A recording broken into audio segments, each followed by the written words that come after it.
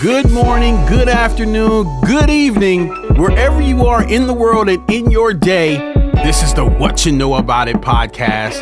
It's Ra with my co-host, the Panic Hispanic himself, Edgar. What's up, We're man? going with Instagram tags now, huh? Oh, man. I think so. Today it felt good. It's this 90-degree weather that we have at 9 in the morning already. Oh, man, I didn't even get my run in this morning, man. I got to go this evening. I woke up and I was just like, Jesus. I'm going to the gym just to get into some AC. Hey, that's not a bad idea. Just to break a sweat. It doesn't make any sense. That's not a bad idea. Yeah. I mean, hey, how is it for you? Like, I haven't been to the gym, obviously, since COVID and all that. How is it, man, for those who haven't gone and thinking about going to the gym? Well, I go to a gym that it's a little more laxed than most gyms. Okay. Much like 24-hour fitness, you can just kind of walk in and there's usually staff everywhere. Okay. The gym that I go to has limited staffed hours. Okay. So there's nobody there the majority of the time. But they just started requiring masks not too long ago. Right. Even though California is requiring masks at all times when you go into public places, my gym was a little more lax with it. They didn't end up wanting to push that too much. Okay. So people were going in, no masks, whatever. But they just enforced it starting last week. And I'm still seeing one or two people without masks. And I'm not going to lie, it makes me a little nervous. Right. So I throw my mask on and I'm like, God, I hope this is enough for both of us.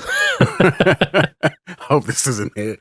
Yeah, man. I mean, see, that's the thing, man. That's the thing that scares me because there's so much conflicting information. They say now, you need to be in the presence of someone who's infected for 15 minutes or greater or whatever, what have you. But obviously the knowledge is always changing. And I guess overall that is a good thing that they're learning more. But it's been so much back and forth that I don't even know what it is. But anyway, today we're discussing 3 of our top 80s movies that affected us growing up. Now, it's been a running gag the last few shows.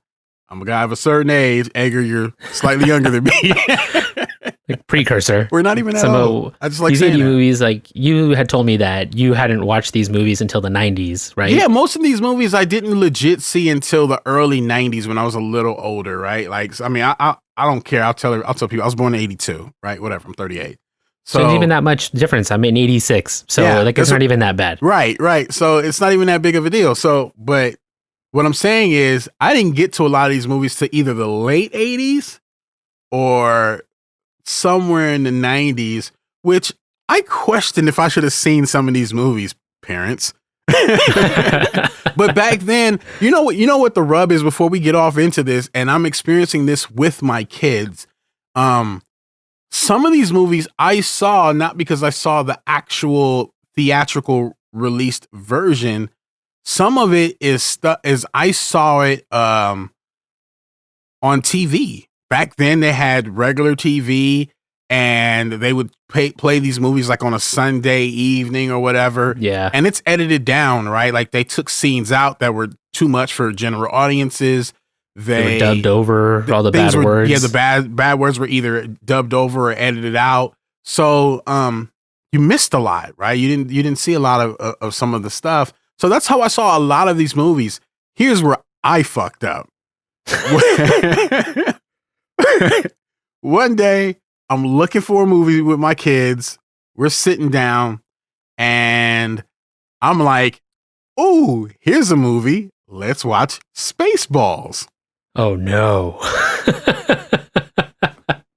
And their mom was like, "No," and I was like, "Why? It's gonna be fine. I watched Spaceballs growing up. Rick Moranis, right? It's all good." This is John Candy. John Candy, it's all good. I'm all in, right? I turned it on. Literally, probably the first scene. I'm like, "Oops!" Turn this off because the Spaceballs I remember was the one that used to come on. Talking about my age now. Channel 13, KCOP, for those of us that live in LA, and that is completely watered down, and I mean, Uncle Buck, same thing when I watched those. I mean, I was trying to watch those things with my kids, and then like there'd be a scene that I'd remember. Oops, hey, we can't finish this movie. I'm sorry, guys. Yeah. And they're like, no, Dad. I'm like, no, we can't watch this movie. But that's the 80s in a nutshell, man. I mean, you know, I had a lot of fun with it growing up. Most of it I saw, like I said, in the 90s. So let's get off into this list, man. You go first because I know you've got, I dare you. I'd bet lunch you don't have the same 3 as me. None at all. Just so everybody knows, we did not compare lists. Yeah. Ron knows about one movie that I put on my list, just kind of as a precursor for him as to what to expect, and he for sure knows that that movie's not on his list. So I'm going to start with that one. Okay. One of my favorite movies. It's not even like, I guess it's a favorite movie of all time for me. Even though it was just like one of those movies that really did shape me as a kid. Okay. Back to the Future, and it wasn't even just the first one. Like I know a lot of people talk smack on like the last one, the third installment of that movie. That whole trilogy, the Wild West, right? Yes, okay. That one. Yeah. I was a kid, dude. I love cowboys. Yeah, so you were all in. I was all about it. Okay. But when I first watched like the very first one, and that's the one that's just like, I mean, it's iconic. Like how you can't have made it this far in your life without having watched it. It still is. It still is. It still gets replayed on TV. It's on, I think it's on Netflix right now. But if it's not on Netflix, it's usually on one or another streaming service. Sure. But that movie just introduced the thought of, you know, sci-fi to me. Like I had never really like thought about time travel, you know. Okay. And you guys are gonna bust out this movie with this kid that, you know, he's all of a sudden got this badass car that can just travel back in time or whatever. The thought of that just kind of carried me through with like any other sci-fi-ness after that. I think I watched that before I saw Star Wars. So I think that kind of made like a soft intro to all sci-fi movies after that. Okay. You know what's funny is that like with it's kind of funny how you catch things now as an adult that in my head, like it never crossed my mind at all. And here it is with Back to the Future. It never dawned on me that there was a point in time where like he needed to make sure his mom and his dad got together, and his mom had a thing for him. And like even though that played out clear as day as a kid, that was I never focused on that part. Like that never was like that's weird. But as an adult, I'm like, that's weird, dude. 100%. Yeah. But that movie's like, it's full of like, God, like, I don't know how many movies out there have, you know, parodied it or at least like referenced it in some way or another. Just absolutely. A quote. But like back to what you were saying about like how the movies are like edited back then, where I saw it on TV for the first time. So when I finally saw it as an adult, and I think I saw like the special edition DVD or something when they put out like a special commemorative box set or something. Gotcha. The infamous line of, you know, if my calculations are correct, when this baby hits 88 miles per hour, you're going to see some serious shit. I never heard him say that. I was like, whoa, like Doc Brown just cussed. He's like way more badass than I thought he was, you know? Yeah. Like, I don't know, like roads where we're going, we don't need roads. Like, come on. Like if you don't get a little bit of a chill when you hear that quote in that movie, like, yeah. Something's wrong with you. Christopher Lloyd was on his job when he did that movie. He wasn't Christopher Lloyd. Like from that point on, that guy was Dr. Emmett Brown. He's Doc Brown. Yeah. I mean, he used to bring it, man. Like I remember he was the villain in Dennis the Menace. Who framed Roger Rabbit? Was he in that? Yeah, he was the bad guy in that. Oh my God. The menacing guy at the end. I have not seen that movie. That's another movie. I shouldn't have seen that when I saw it. Oh God, no. And I definitely saw that one on cable. So not on your list. It's not on mine either. List. But that's probably like, we're gonna save that for one of the episodes of one of the most traumatic movies as a child. Oh, you want to do that? We should do that, man. I got some. I got. As soon as you did that, man, y'all gonna laugh if I tell y'all what traumatized me in the 80s.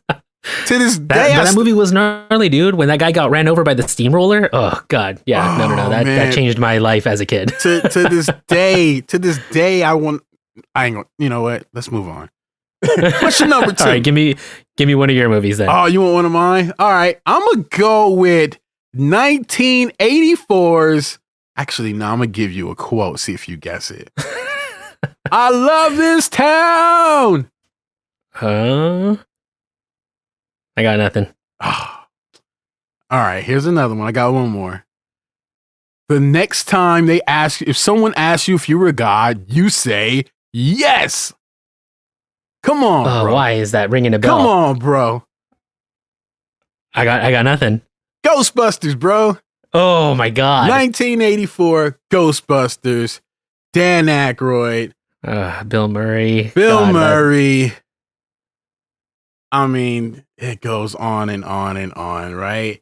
I mean, this movie, did you know that the original script was actually written for John Belushi, who starred opposite Dan Aykroyd in Blues Brothers, Dan Aykroyd and Eddie Murphy. That was supposed to be the Ghostbusters. That I would have watched that for damn sure. Right, it was a totally different movie, and it sounds like thank God, but like Dan Aykroyd, it was like the way that I heard it pitched, it kind of felt and sounded like what Men in Black turned out to be. Right. And so that's kind of like it kind of felt like the angle from what I could tell. And then they rewrote it, and obviously John Belushi died. And so that's how they got the rest of the cast together. But man, this movie was it for me, man. I'm talking about my dad used to have to take cardboard boxes, old giant family size cereal boxes, throw some straps on there and make me a proton. Yeah, make me a proton pack, you know. Imagine me in the 80s running around with a little cereal box.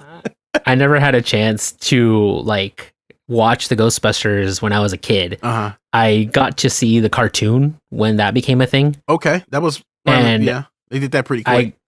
I got to enjoy the toys only because my mom never really like bought me brand new toys. Okay. It was always when she goes to the swap meet or to the garage sales on the weekend, you can tag along and I'll buy you like one or two things. Okay. And we ended up going to I think it was a garage sale at some point, and somebody was selling like a bunch of the Ghostbusters toys. So I asked my mom, like, can I get all these? And she ended up getting them for me. Of course, all the toys were used up, and like, I think I got like the, what was it? The pack that you throw on the ground to capture the ghosts and stuff. Okay. It was missing like the lid and like the cable that connects to it or whatever, but that's what the imagination was for. Right. I fell in love with the Ghostbusters through the toys and the cartoon and then later discovered the movie. Yeah, the cartoon was dope, man. I mean, the Marshmallow Man, Stay Puft? The Stay Puft Marshmallow Man. Scared the crap out of me as a kid. His face was just terrifying. You know what got me? The character, Slimer? No, Slimer was cool. I was all in on Slimer. The what was her name?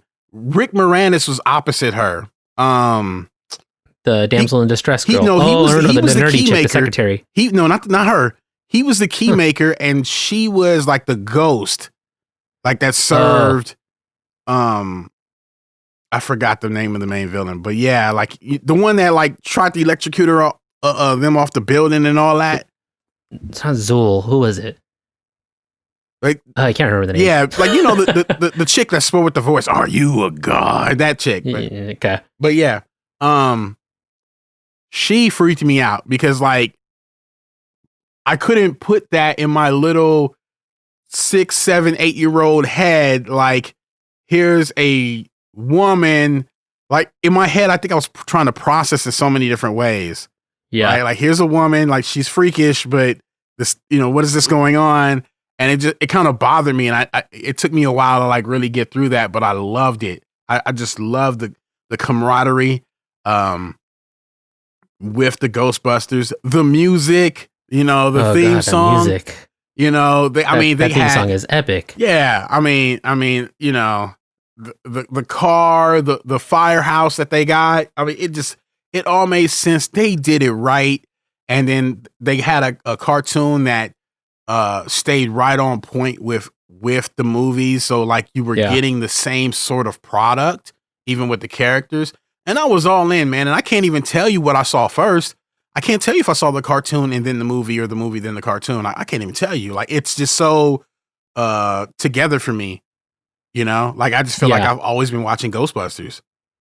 The old the original Nintendo Entertainment System. There used to be a Ghostbusters video game for that I owned, and I think I played it before I watched the movies. It's regarded today as one of the worst video games of all time. Really? Like I'm talking like E.T. on the Atari bad. Like I remember playing it and I did not know what the hell I was doing because there was no concept. Like you couldn't figure out what to do in it. Oh my god! You would think a Ghostbusters video game. Well, you're running around catching ghosts. No, it was like you moving the Ghostbusters logo around a map, and then it would transition into a scene where it's an overhead view of the car. Okay. The wagon, the Ecto 8, or what was it called? Ecto 1. Really? Ecto 1.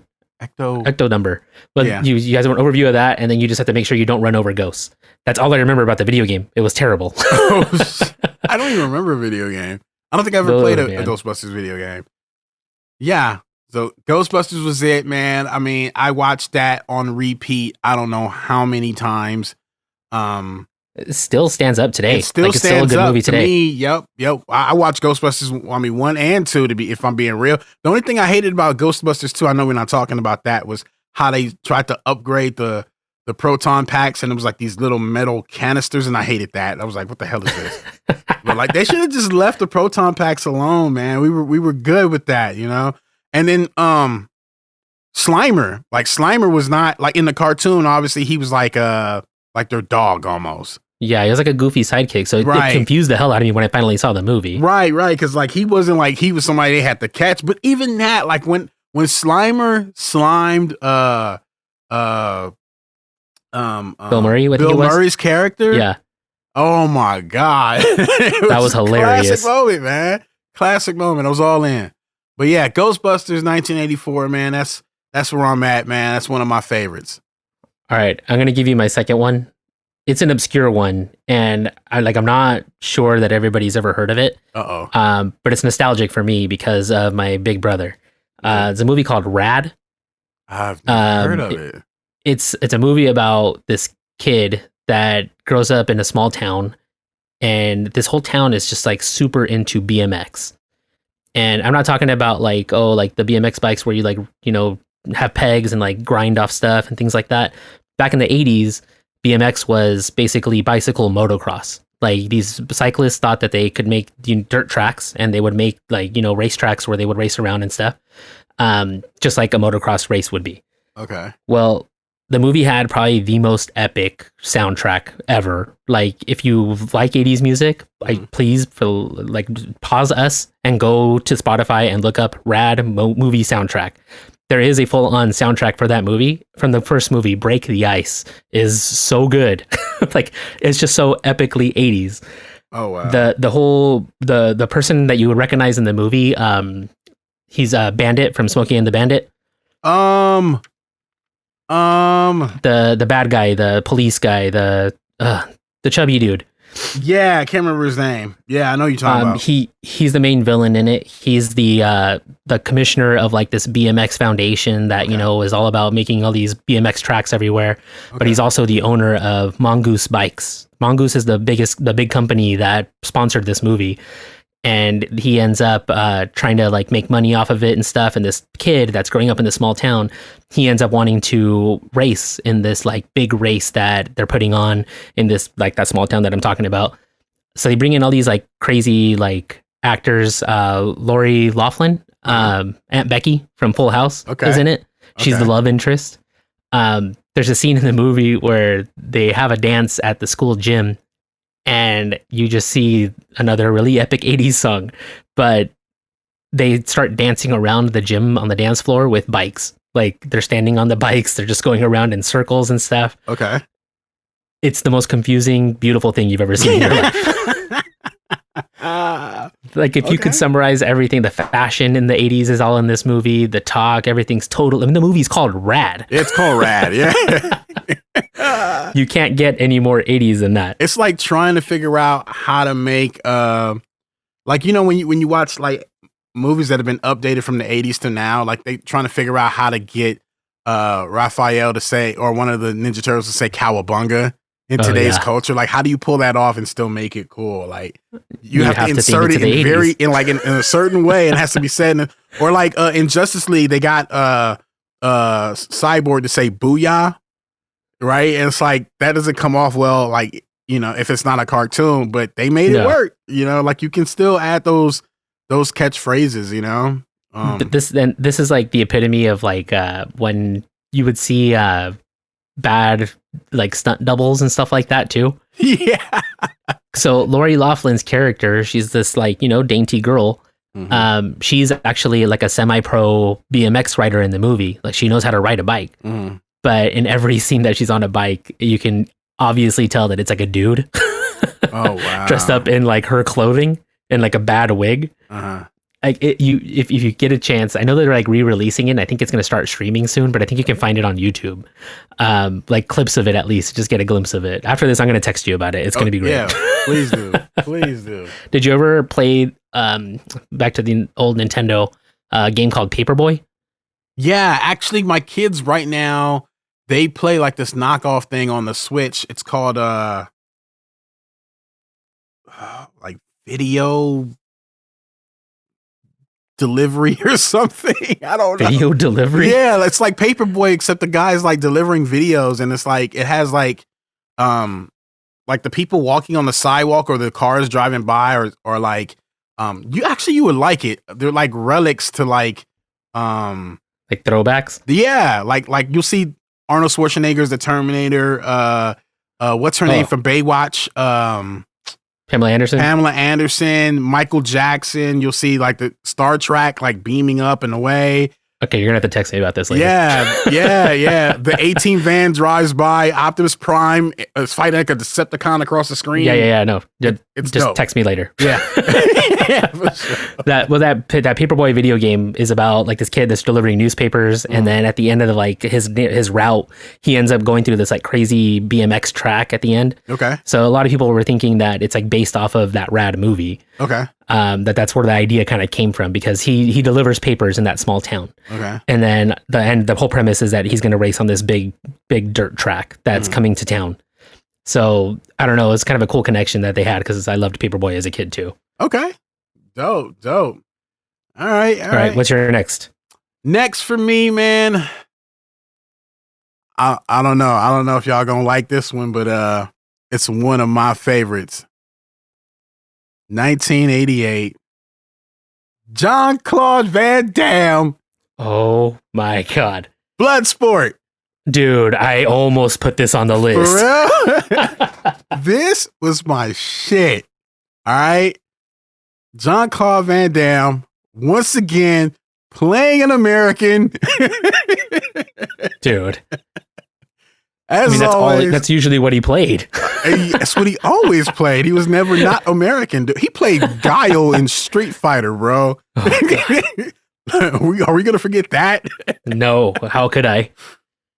He plays a martial arts fighter who is also like some special ops military guy. It's the first movie I can remember seeing Forrest Whitaker, right? Like he was trying to chase him down and like have him to come home because he went AWOL to fight in this underground tournament.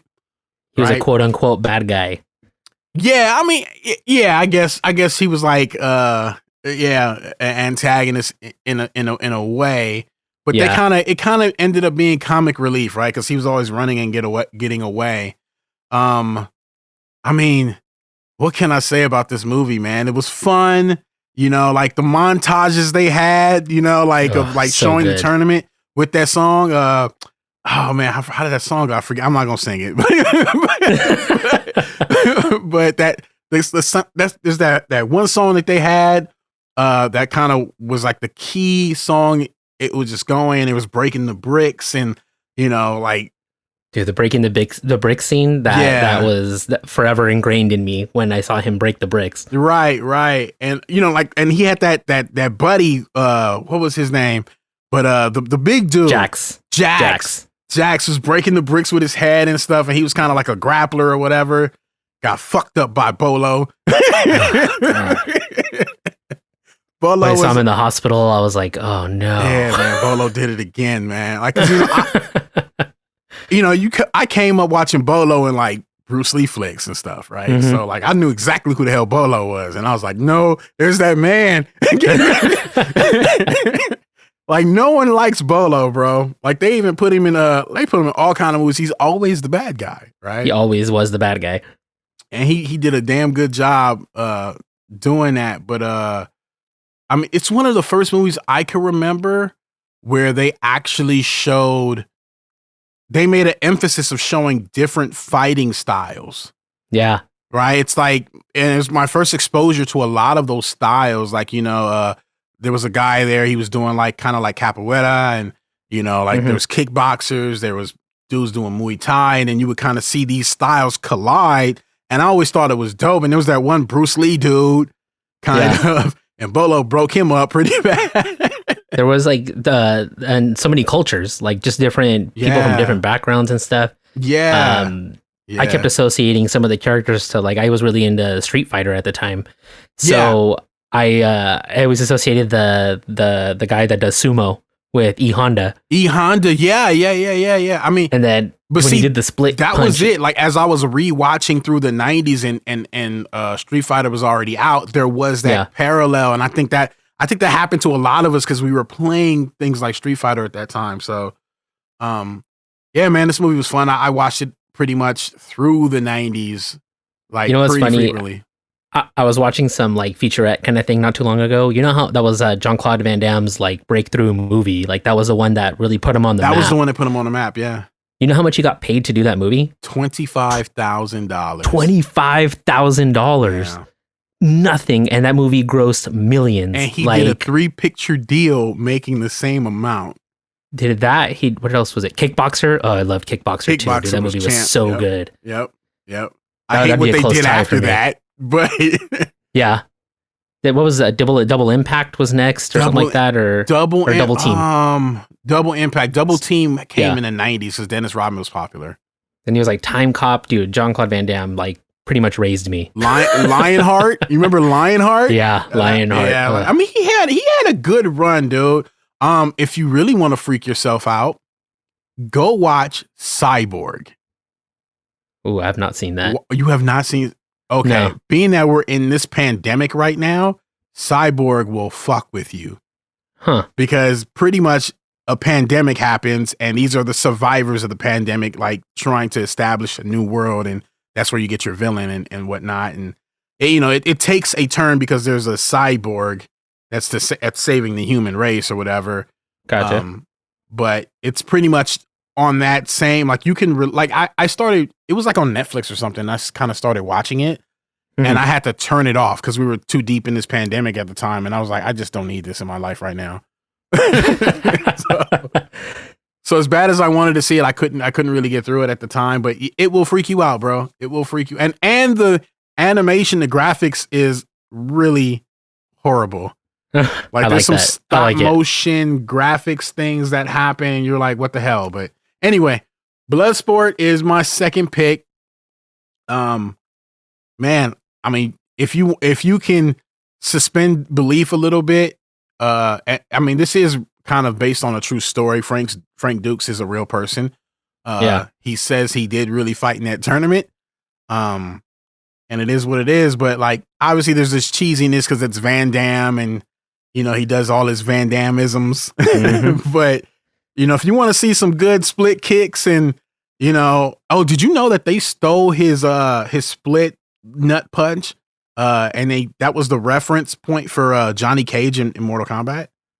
Oh, no, I didn't know that. That's cool. Yeah, they got it from Bloodsport when he did that to the E Honda character. Yeah. Yeah. So, yeah. Dude, that movie was so good. Bloodsport's good. I might watch it after we get done with this podcast. I might need to too. Let me know where you find it.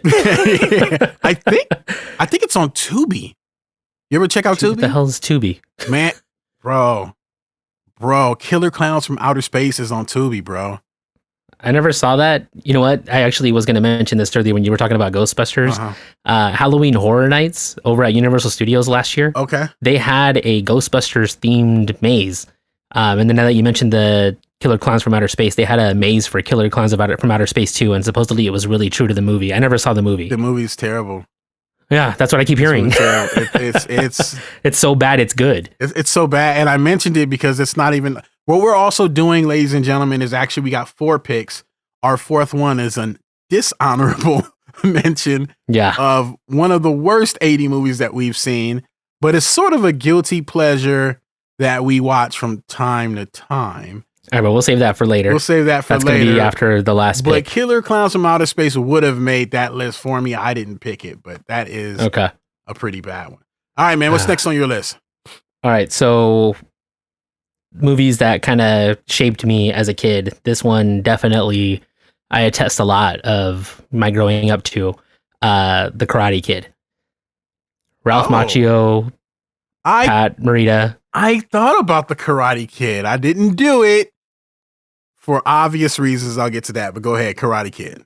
So Karate Kid, if you've never watched it before, first of all, what's wrong with you? If you have not seen the Karate Kid, turn off this podcast now. This podcast is not for you anymore. The Karate Kid is by far one of the most just iconic movies of all time. Like, you watch this kid come, like in so many ways you can relate to this movie. At one point in your life, you started at a new school. This kid just moved from New Jersey to California. He ends up going to this new school and he starts off on the wrong foot. He goes to this beach party. He ends up falling for this chick. The chick ends up having this bad boy ex-boyfriend that ends up showing up to the beach party, ends up kicking new kid's ass, even though the new kid is just trying to be nice and like be cool with everybody. So dude, like the bad guys just have like the ultimate hairdos for bad guys back in the 80s. They're wearing bandanas and stuff. Of course they ride dirt bikes. Like, why wouldn't you? You're a bad guy. You're a bad guy. With no helmets. No helmets. But that was the 80s, bro. That was the 80s. The bad guys had to have that punk rocker look. Like it was just, even like their karate gis were like black uniforms, sleeveless. Yeah. Like everything about them was just bad. Hey man, so I low key was feeling that though. No, for sure. Like I was definitely like, dude, I want to be one of those guys. Like, screw the white gi. I want to be in the black gi. Yeah. Let's talk about wax on, wax off. I'm trying to sweep the leg. And that's what I'm saying. Like that movie was like one of the ones that like introduced me to unconventional training, I guess. Okay. Where you saw, somebody learn how to do karate through these other concepts of waxing a car, painting a fence, standing on a boat, like just like, trying to kick a wave. Like, who kicks a wave? He learned how to do the infamous crane kick by kicking a wave. By kicking a wave, yeah. Yeah. Did you watch the remake? I did, with Jaden Smith. How did you feel about that? I actually enjoyed it. It was a little over the top, a little much when they had to climb that freaking huge staircase to get to that fountain of youth or whatever they were looking after. That was a little over the top. I wasn't against it. I didn't love it either. It had potential. What broke me though was I think it's because they put emphasis on it. They were like, "Oh, the kick at the end is going to be special, way better." A little too special, if you ask me. And they obviously, like, I thought, the thing about the crane kick is that there is no special effects. It's a kick. Yeah. I don't know if you would actually really use it in real life, but it's a kick. I tried. Didn't work. You're going to have to tell me about that later. Yeah, I will. But with Jaden Smith's one, obviously they had him strung up on wires. It wasn't authentic. It was like some sort of Power Ranger kick.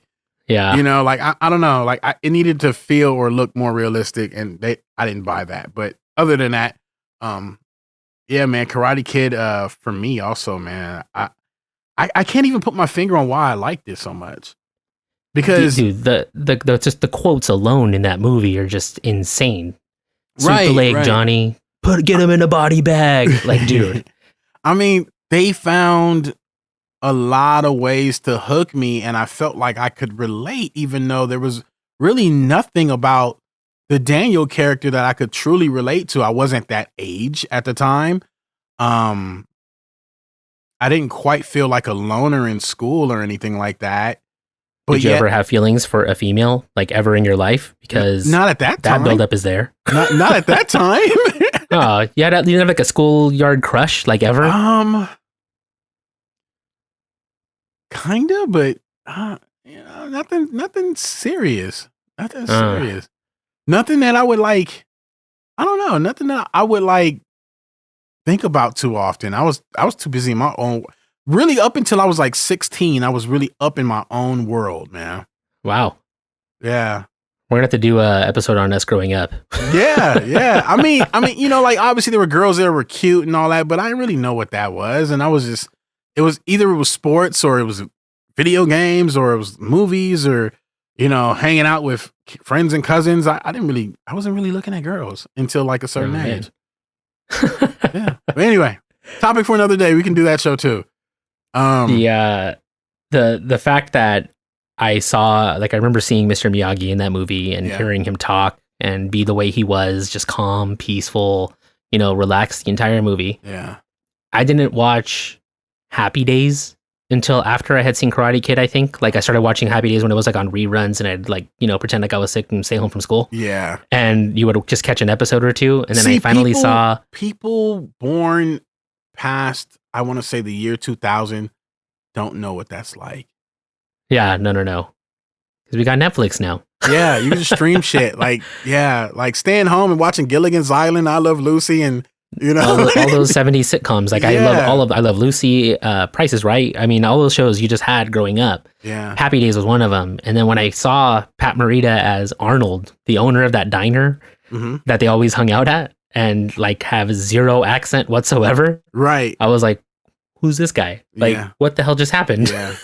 You're Mr. Miyagi. Like you're not supposed to know English that well. It just shattered my mind. I remember. Oh man, when life got too Did you ever real. see the second and third one? Yeah, I've seen all of them. Yeah. Second one, pretty epic. I still loved it. Yeah. Third one, not so much. I don't even remember the third. Is that the one where they were on a cliff and the bonsai tree and all that, and they broke it and they threw it over the cliff? Oh, his girlfriend. Oh man, was that 2 or 3? I can't remember. I think that was 2.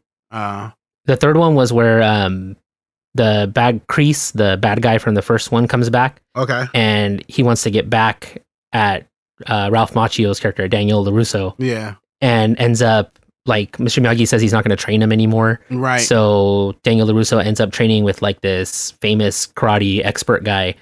That ends up being like in disguise, like he's working with Kreese, and he ends up like turning on him at the end and training some other kid that's like a super black belt. Yeah. And makes him fight in that tournament again. Yep. I remember. So I don't think the bonsai tree was in that one. Okay. Or maybe it was. I don't remember. Yeah, I remember the scene where he had to go get a bonsai tree. Yeah, to climb down that cliff. Yeah, climb down the cliff, and then they were holding him and his friend hostage, like they wouldn't pull him up until he gave him the bonsai tree. They snapped it in half. Yeah. And threw it back down. He had to go get it, and he brought the bonsai tree to Mr. Miyagi like it was a hurt dog, bro. Then he fixed it. Yeah.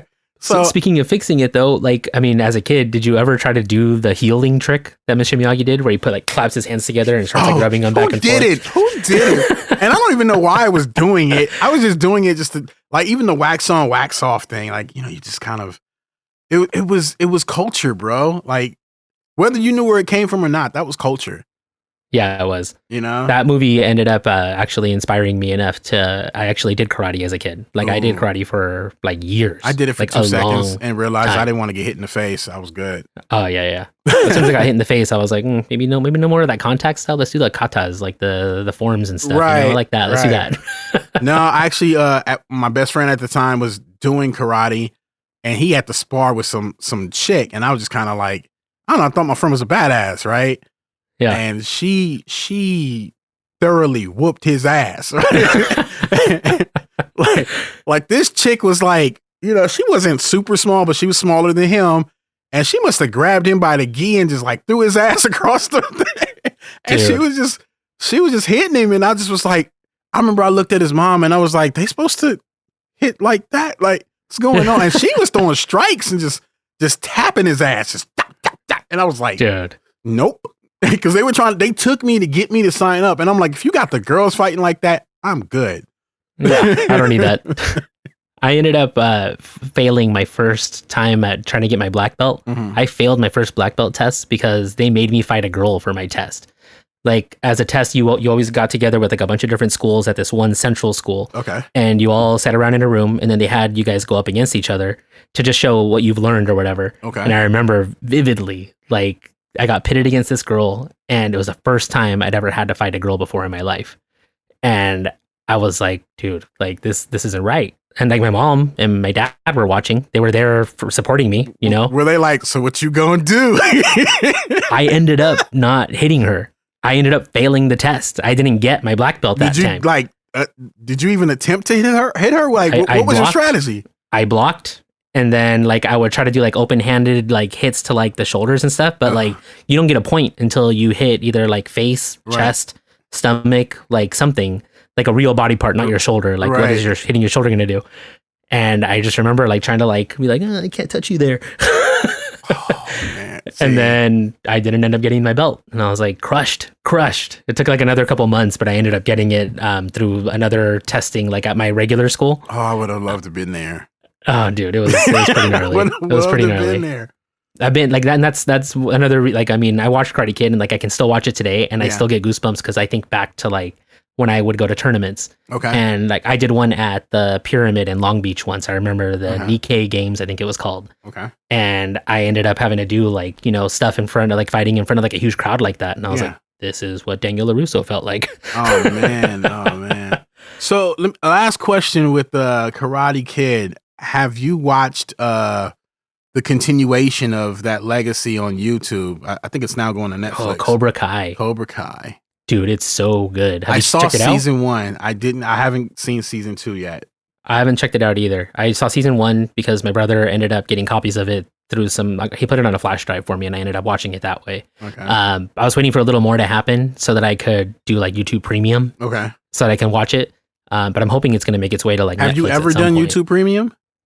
I did like the month trial thing. Okay, I was gonna say just do that, and just binge watch it really quick. But I wanted more to come out first before I binge watched it. Yeah, I mean, there's not enough. I think I watched 2 or 3 shows on YouTube, but it wasn't enough to make me want to pay that $40 a month. Because I don't watch much TV besides movies and stuff, so it's just they don't have enough content to make me even want to think about it. No, man, the stuff I watch on YouTube is already free. Yeah. I mean, I saw it during the trial period. I did a trial period, and that's when I saw season 1. So that's what stopped me from watching season 2 so far. But I do want to see it. I heard it's good, and I heard they're coming to Netflix. So maybe they'll put all the seasons on there and I can catch up. But yeah, man, I did like that. But yeah, let me get to my third one here. Yes, please. Man. So this movie, for obvious reasons, we share pretty much a birthday. Oh. It's might be one of the greatest family films of all time. Oh my gosh. You're really building this up right now.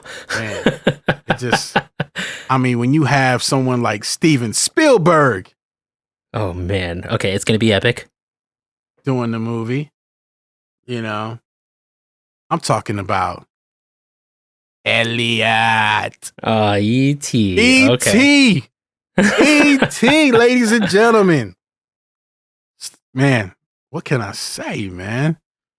So Drew Barrymore was in that? Drew Barrymore was a baby. Yeah. You know, I mean, it gives you, look, I'm getting goosebumps right now. Just E.T., man. Ooh. It's the classic boy and his dog against the world, and they lose. If you really think about it, they took an L, and they played that dramatic role out so well. Like E.T. was dying, and I'm still unsure as to why he was dying.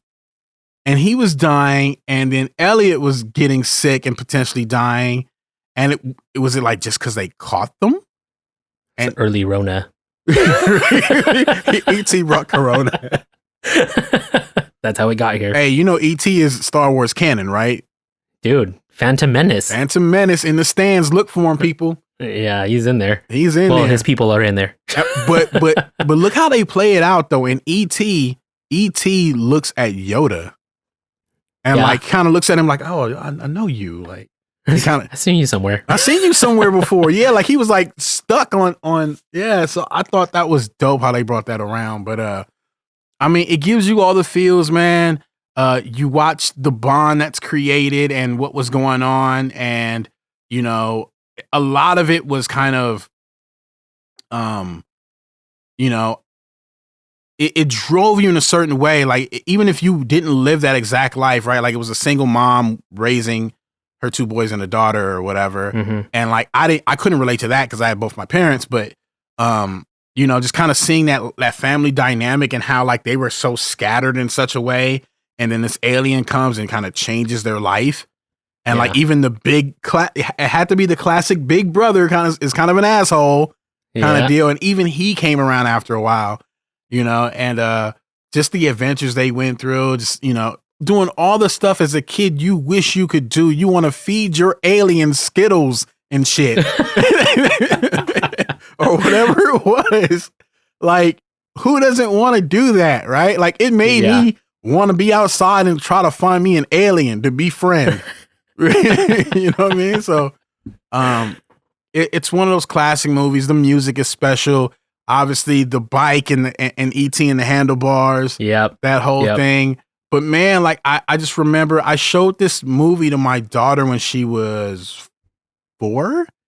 And then that whole scene played out where they quarantined E.T. and then they quarantined Elliot, and they were trying to separate them, and they were done. Oh, that's why he was dying, because they were trying to separate them. Oh, right. Like their bond was the reason they were dying? Unspoken, but like they put them in separate places, and I think they were dying because they were connected. Huh. And so that's at least what I remember. But I remember showing that specific scene to my daughter, and I looked over to her, and tears were coming out of her eye. Oh my God. And I was like, that wasn't my expectation. But she was good. She wasn't like crying, like, I don't want to watch this. She just thought she's like, Dad, why is this happening? Did you start crying? I almost did, man. My little girl's crying. What's I supposed to do? I just held her. I was like, it's all right, baby. He gonna make it. He gonna make it. Here's some Skittles. Here's some Skittles. Or it was like Reese's Cups or whatever it was. I don't remember what. That movie was legendary, dude. Like, I mean, how many movies have parodied that where, you know, like anything flies across the moon? Yeah, right. Like literally anything can fly across the moon. And that's a throwback to E.T. I mean, they tried it a few times. Super 8, they tried it, didn't work well. Yeah. There was another one with some kids. Echo to Earth was another attempt. Never saw that one. Monster Trucks was another attempt. Oh yeah, Monster Truck, dude, that was a good one actually. Did you like that? I was halfway on board. My kids really enjoyed it. I was impressed that it was a Nickelodeon movie too. Yeah, well, Nickelodeon ain't too bad. I mean, they did the Ninja Turtles. Oh, that's true. Yeah, and that first one, the animated one. Okay, we need to talk about this on another podcast. But why the fuck do movie friends or picture studios repeat history? Like, here's a quick example, and we can talk about this later. But okay, they redid Ninja Turtles. That first one, I thought, was really good with needing some minor tweaks. Okay. One, they needed to get rid of Michael Bay because Michael Bay made it Transformers 2.0. Like you can even hear, basically. Yeah, like when you get to the Shredder, he's like Megatron. They even use those same sound effects. Yeah. And I was like, what the fuck is this? But beyond that, they did the Turtles right. The concept was good. I bought in. I love the music for the soundtrack. And it was darker. It was edgier, like how the first one was in the 80s, right? Which I don't know why I didn't pick Ninja Turtles now. I'm talking about it. But was that the 80s? I thought that was the 90s.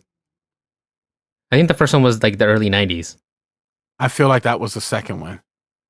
The Ooze? The Secret of the Ooze? Yeah, I feel like the second one was in like 92 or I don't know. I didn't research it. I would have definitely put that on my list. In either case.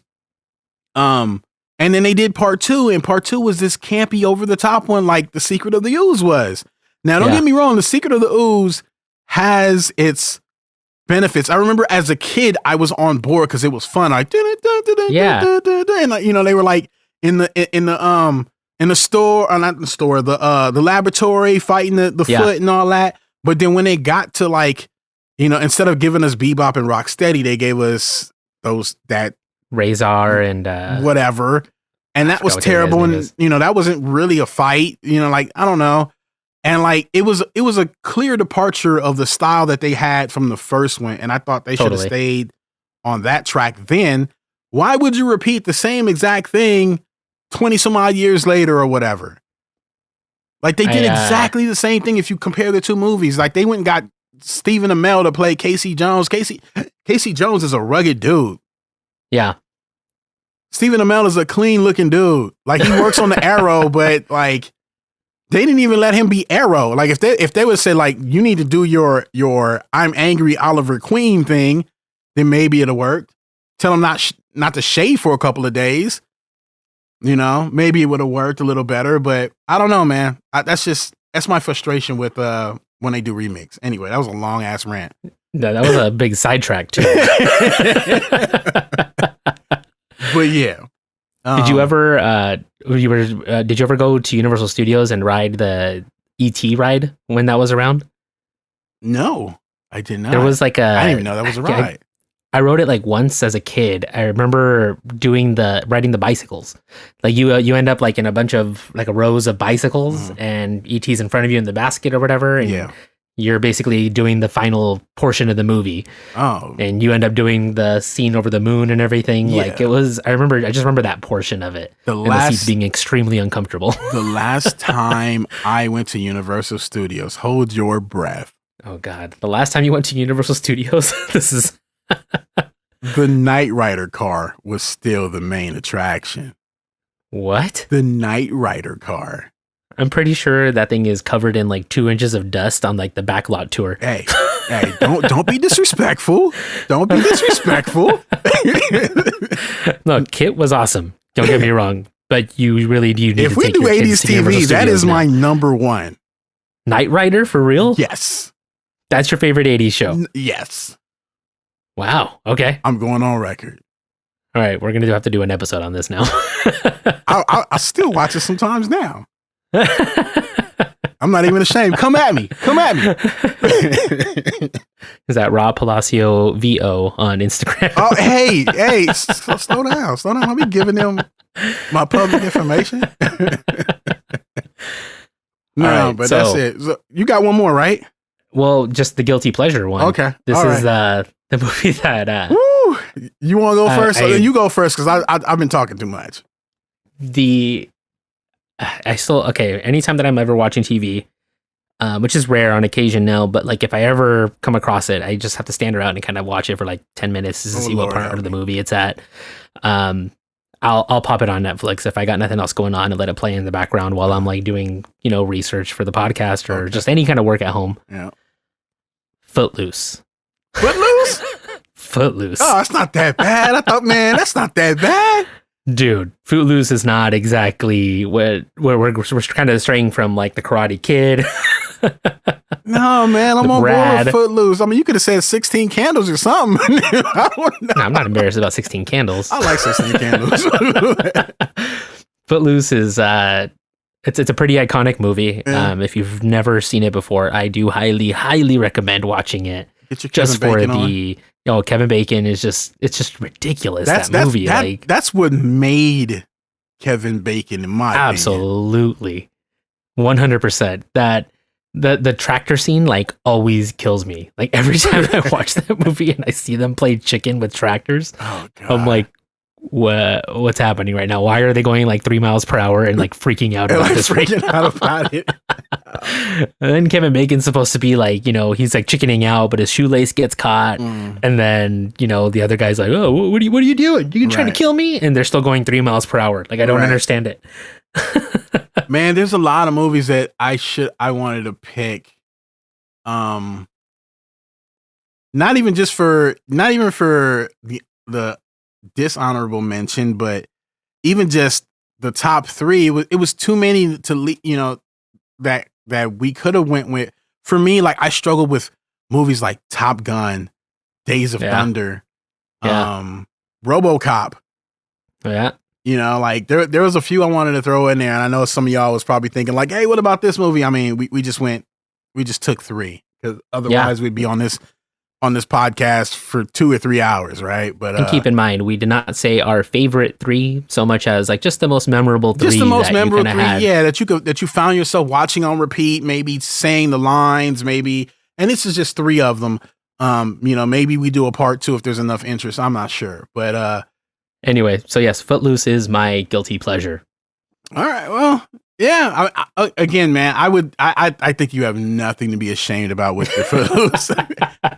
I love me some Footloose, man. I mean, it's not something I'm watching all the time, but hey, for me, I'm going to tell you what my runner-up is first. I almost went with it. Uh-huh. And then you're gonna understand what my guilty pleasure is. So my runner-up for dishonorable mention, and then I still watch, and in fact, I just watched it about a month ago. American Ninja. Ooh, yeah. Why is that a guilty pleasure? Because it's bad, bro. No, it's not that bad, bro. Even when I watched that movie, my daughter walked by. I said a lot of stories about my daughter, right? but she's an important part of your life. She's a big part of my life. What can I say? My son is too, but like he kind of is off in his own world. Like he's usually playing Xbox. He don't give 2 shits, right? He watches this dude on YouTube called Zebra Gamer. I'll plug him, whatever. Zebra Gamer, and like all the dude does is he plays family friendly games. And my son sits there and watches that, and I'm like, "What the hell are you doing? Like, go play a damn game yourself. Why are you watching somebody else play the game?" But anyway. That's the new trend that anybody understands it nowadays. Like, yeah, but he's 7. Like, who put him on this train? I mean, so I never had, like, I had my big brother for a while. He moved away for a good portion of my growing up. Okay. But I remember like watching him play video games. I attest that to like why people watch other people play video games. Okay. Like you just kind of like watching other people that play video games. So you kind of establish a relationship with those people that are streaming or whatever. Yeah. And those people make insane amounts of money. I see. So yeah, American Ninja for me, and like it's to the point where like scenes were happening, and my daughter would just be walking by. She's like, "Dad, what is this nonsense you're watching?" You know what I mean? Like even she, like when she's watching intense fight scenes, and she just like she wouldn't buy in because TV is so much more real now, right? And it's like the cheesy one-liners, and man, I actually met Michael Dudikoff in a CVS back in the Pacific, not the Pacific Palisades, the Redondo Beach one day. No way. Yeah, he walked in, and actually a friend of mine was with me, and he noticed him. He's like, "Dude, ain't you the guy from American Ninja?" I was like, "Michael Dudikoff," and he was like, "Yeah." And like Hollywood stars, they can't never keep it 100, right?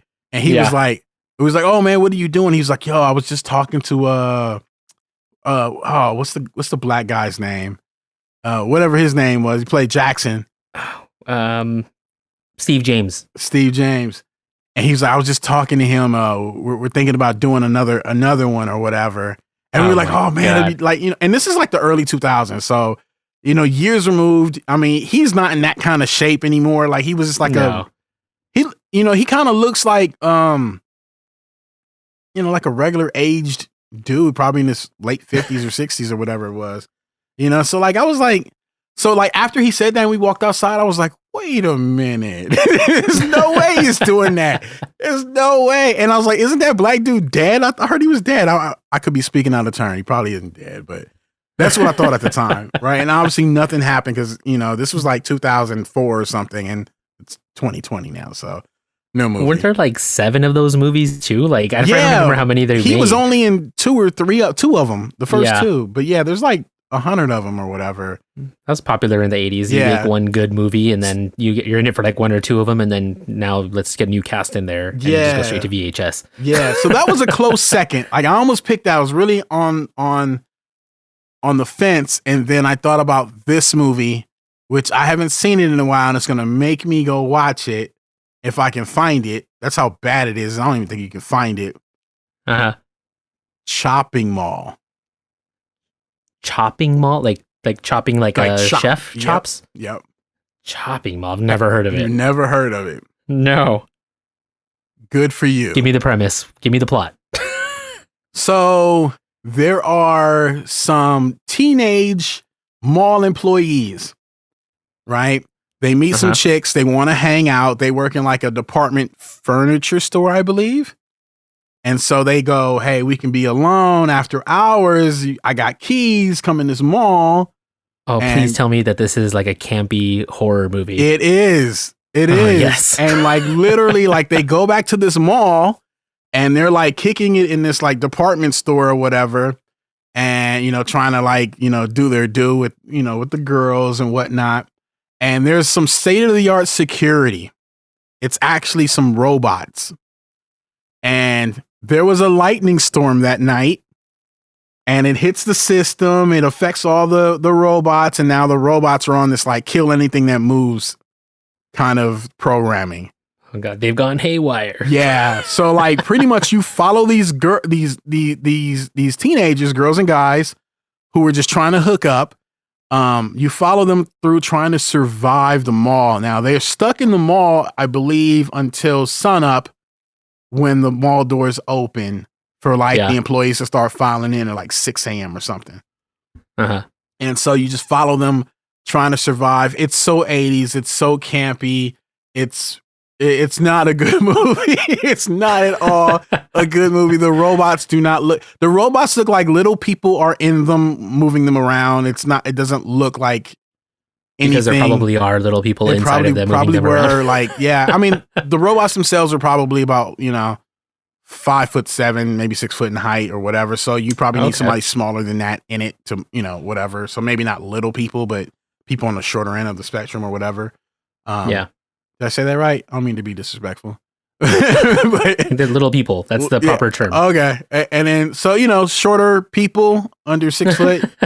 There it is. But yeah, man, it's everything you think, a bad horror flick is in the 80s. It is definitely that. It's not even one of the good ones. Growing up, I never really liked, like even nowadays, I'm not really that into horror movies. Yeah. As a kid, I was always like scared of like horror movies. So I didn't watch movies like Chucky or Nightmare on Elm Street or Friday the 13th until I was probably in my 20s. Oh. Not out of like, I'm still scared of them, but it just never really like caught my attention anymore. Like I just ignored them so long. So we can't do 80s horror movies? I was gonna say, can we do that? No, we will, because I watch them. I definitely want to watch them. I need to catch up on a lot of movies, but I've seen all those movies now. Right. I remember like the movie that really broke me, I think, was Bride of Chucky. That really like made me realize these movies are not that bad. But then I watched The Grudge. We gotta do an 80s horror one though. Oh my God. Yeah. There's a lot of them out there. I know that. Yeah.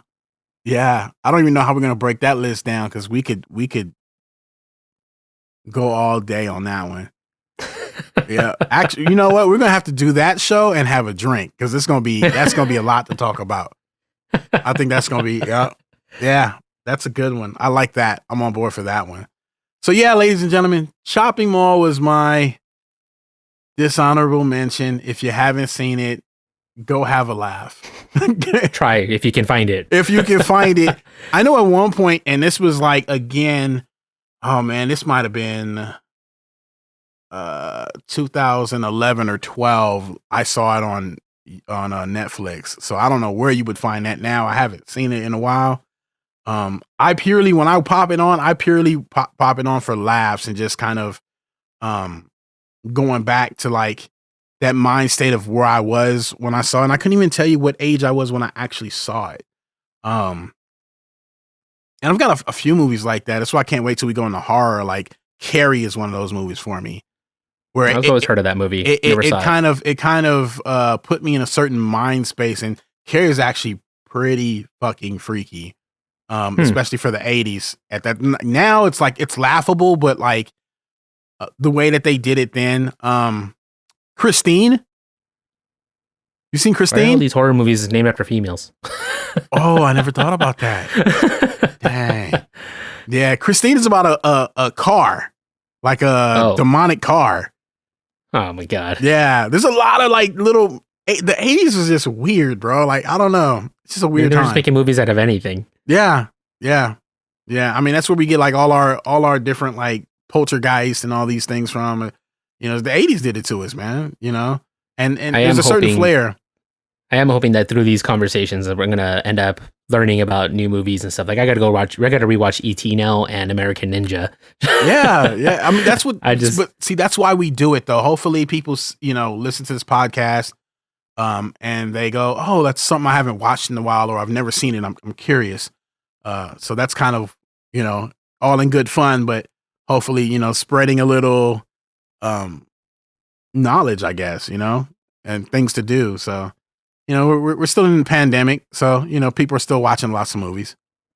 And I mean, hopefully if you guys are listening and you guys have your own most memorable movie, you guys will let us know what that movie is. Like just that really like kind of shaped a lot of, your style nowadays, I guess. Yeah. Yeah, definitely. What's the email address? WUKAIpodcast at gmail.com. Yep, you got it. Let us know, please. Because I'm curious. I would love to watch a new 80s movie. I forgot how much I love the 80s until I rewatched The Karate Kid the other day. Yeah, write us and let us know what are some of the top 80s movies that influenced you, who you are, the way you speak, the way you talk, what you turn on for laughs or when you want to feel good or whatever. And tell us why. I love to read it. Like, even if you don't want it read on the show, just send it in. Love to read it. Love to know more about our listening audience, and get some participation going that way.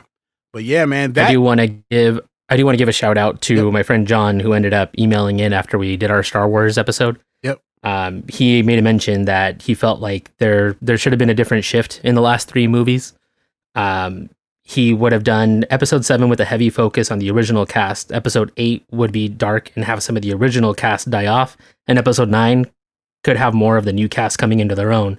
Then he felt that there should have been 3 movies after that should have made the new characters kind of come to their own. Okay, so this is pertaining to our last show when we spoke about Star Wars. Yes. Okay, great. Yeah, man. I mean, we could have definitely went that route with it.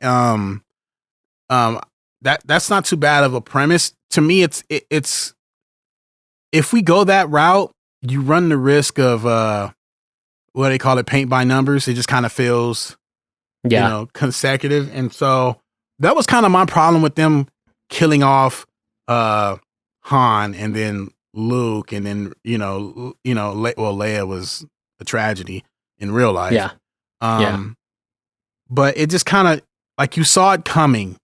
And so I think Star Wars has always been, to me, in my heart, has always been built on, there's always going to be something you didn't quite expect.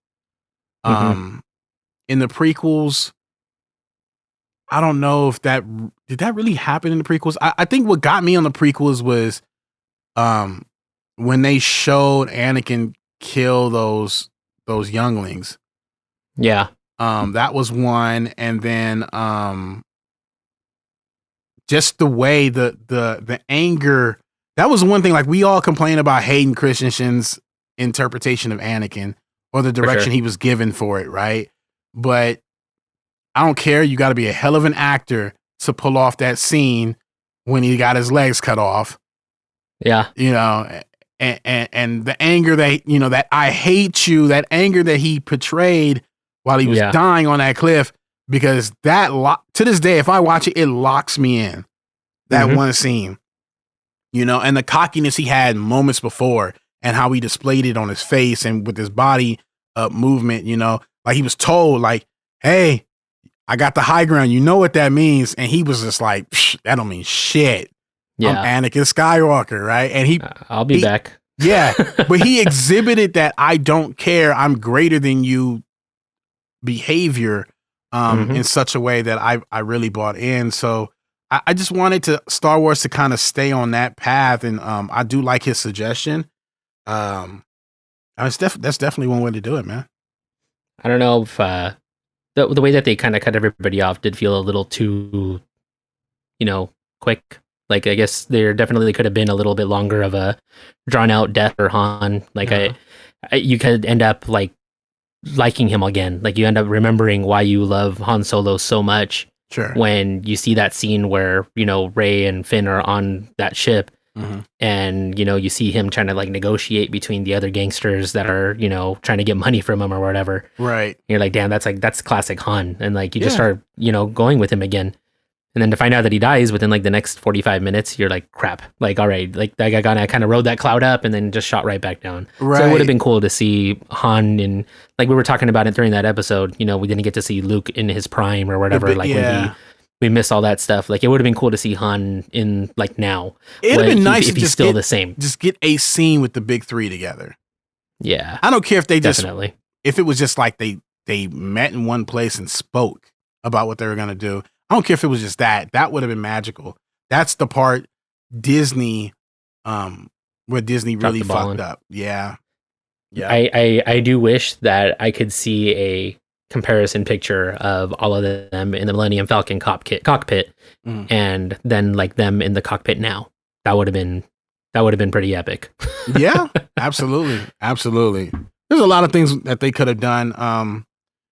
It's over. It's said and done. It's really nothing much we can do about it. I mean, I heard that there's a rumor going around that Disney is going to try to retcon the last 3 movies in some kind of way, shape, or form, which I am terrified about because I feel like they're just going to convolute the whole thing. They're going to say like some time travel thing, some idea that was introduced in either Rebels or the Clone Wars or something like that has to do with the Force and time travel or alternate timelines or something. And I just was kind of like, let's not do that. It just is what it is, people. For the people that like the last 3 movies, good for you. For some of us who don't like all 3, like I only like The Force Awakens, really. Yeah, sucks to be you guys. Sucks for us. All right, fine. We know what boat you on. We just got to eat those other 2 movies and then hope that whatever they do going forward is better and accounts for things. You know, we'll see. I mean, they may have set up some cool things and we don't know. Like, we don't know is Broom Boy just an idea that the Force is kind of more random than we, have explored? Or is Broom Boy going to be a thing in 40 years? 30 years, 20 years, whatever it is. Probably like 20 years. Yeah. But, who knows, right? They might say, oh, this is Broom Boy. He's now like 35 years old. So, here's our set of movies and he's inspired by the events that you saw in The Last Jedi or whatever, For sure.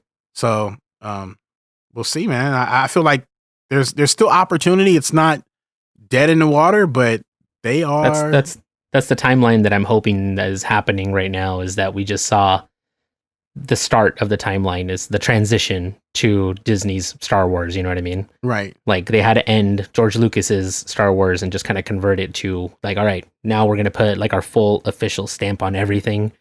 We're going to make sure it makes sense. And we're going to give you the experiences that, Disney's come to give you over the years, Right. Right.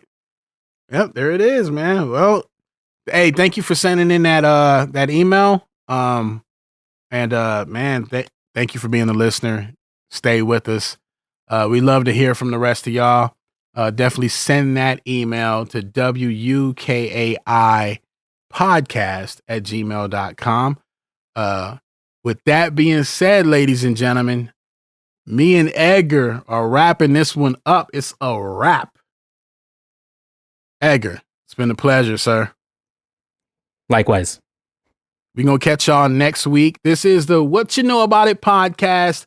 Once again, I am Ra alongside Edgar. Until next time, be safe, be kind, and live a little bit.